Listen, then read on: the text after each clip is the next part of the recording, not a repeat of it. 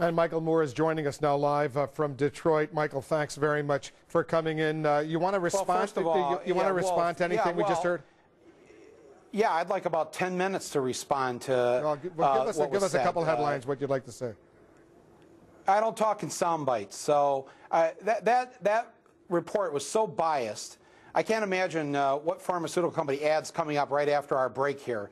But, you know, why don't you tell the truth to the American people? I mean, I wish that CNN and the other mainstream media would just for once tell the truth about what's going on in this country, whether it's with health care, I don't care what it is. I mean, you guys have such a poor track record, and for me to come on here and have to listen to that kind of crap, I mean, seriously, I haven't been on your show now for 3 years. The last time I was on, you ran a similar piece about Fahrenheit 9/11 saying, oh, this can't be true, what he's saying about the war, how it's going to be a quagmire, the weapons of mass destruction, you know. And why don't you start off, actually, with my first appearance back here on your show in 3 years, and maybe apologize to me for saying that 3 years ago, because it turned out everything I said in Fahrenheit was true. Everything's come to happen. Everything I said. I mean, I took you in that film to Walter Reed Hospital.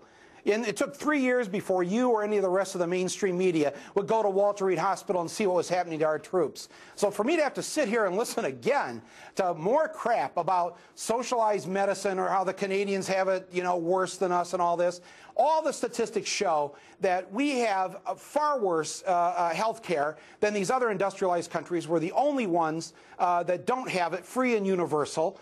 And, you know, you said that Germany was the only one that was better than us in terms of wait times. The Commonwealth Fund last year showed of the top 6 countries, we were second to last, next to Canada.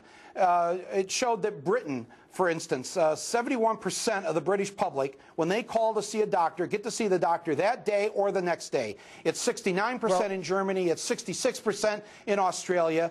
And you're the ones who are fudging the facts. You fudged the facts to the American people now for I don't know how long about this issue, about the war. And I'm just curious, when are you going to just stand there and apologize to the American people for not bringing the truth to them that isn't sponsored by some major corporation? I mean, I'll sit here for as long as it takes if you can do that just for to be me. In fairness, we had a lot of commercials for Sicko that we've been running on CNN as well. So, you know, we have commercials. This is a business, obviously. But let's talk a little bit about one of the you have a nightly medical report. You have something called the Daily Dose. I watch CNN. You have it every day. The Daily Dose, sponsored by fill in the blank, and you are funded by these people day in and day out. Don't even compare that to my movie being out for a couple of weeks. I would say that ads for 15 seconds. I don't know if you're familiar with Dr. I don't know if you're I don't know if you're familiar with Dr. Sanjay Gupta's record, but I would stack up his record on medical issues with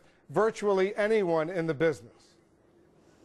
All right. So when I now put on my website, as I will do tonight, how his facts were wrong about the $7,000 that we spend. It's actually, I've read one report now, it's even more than $7,000 that we spend per person each year in this country. I'm going to put the real facts up there on my website so people can see what he just said was absolutely wrong. If we get that confirmed, obviously we'll correct the record, Sanjay, but I'm just saying. Oh, you will. Good. Obviously, Sanjay Gupta You'll be getting it. is not only a doctor and a neurosurgeon, but he's also an excellent journalist. Look, I saw the film, and it's a powerful. I saw Dr. Sanjay Gupta over there embedded with the troops at the beginning of the war. He and the others of you in the mainstream media refuse to ask our leaders the hard questions and demand the honest answers. And that's why we're in this war. We're in the 5th year of this war because you and CNN, Dr. Gupta, you didn't do your jobs back then, and now here we are in this mess. What if you'd actually done the job on that? That's why anybody who hears anything of what you say now about universal health care should question what you're saying, what you're putting out there. You didn't do the job for us with the war. You're not doing it with this issue. And I just wonder when the American people are going to turn off their TV sets and quit listening to this stuff. Sanjay Gupta did an excellent job covering that war. He was with the Navy's medical doctors, and he went in and risked his life, and he actually started to perform some neurosurgery on the scene. Ask the questions. Why are we here? That's the question. Why are we here in this war? Where's the weapons of mass destruction? Well, why didn't you? Why did it take you so long, Wolf, to finally take on Vice President Cheney? It took you to 2007 before you made the man mad at you. Those are fair questions, and 4 years. Look, let's talk a little. Where were you? Let's talk about Sicko. That's the film that you're here to talk about. Let's forget that. There's plenty. There's plenty to talk about the war. There's plenty to talk about with Sicko.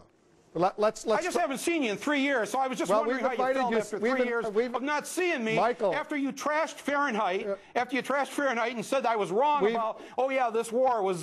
We've invited you, Michael. We've invited you on numerous occasions. Unfortunately, you've declined our invitations over these past 3 years. But there have been plenty of times we've asked you to come on the show, and plenty of times you've declined, really? which is of course you're right. You wanted to apologize? Why did you? No, we wanted to interview you. That's what we do on television.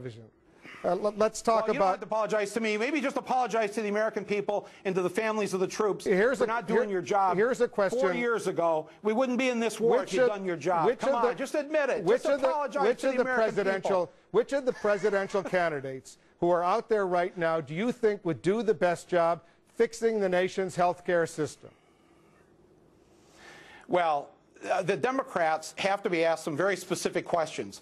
Too many of them are saying, well, they're for health care for all people. Very few of them are being as specific as Mr. Kucinich is and saying, well, I support the Conyers bill in Congress, H.R. 676. That's what we need to hear. And I'd like to hear what these other Democratic candidates are going to say and do in specifics in removing the private insurance companies from the equation. We shouldn't have profit involved when we talk about taking care of people's health. Is there a candidate, though, you think, is Dennis Kucinich your candidate? Who do you think? I know that in the film you go after Hillary Clinton, and you know, you're very, very bipartisan in your criticism in the film, Democrats and Republicans. Yeah, when you say I go after her, let's be clear. I mean, I actually think she did a very brave thing to try and address this issue 14 years ago, and they stopped her cold.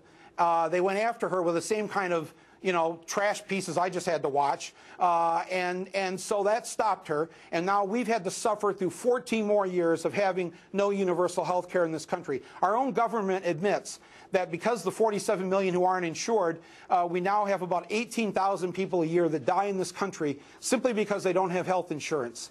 That's 6 9/11s every single year.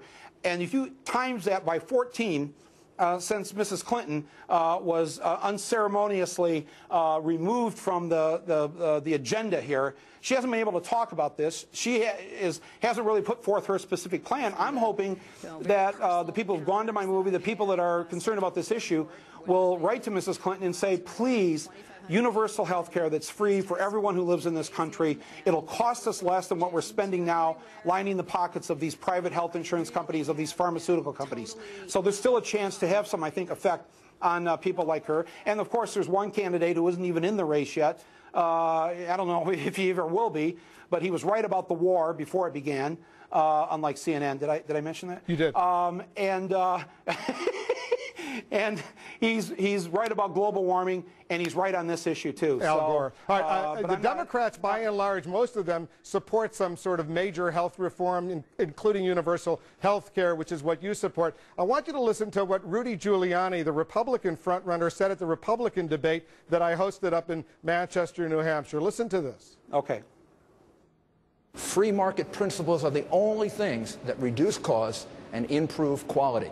Socialized medicine will ruin medicine in the United States. All right, what do you say to Mayor Giuliani?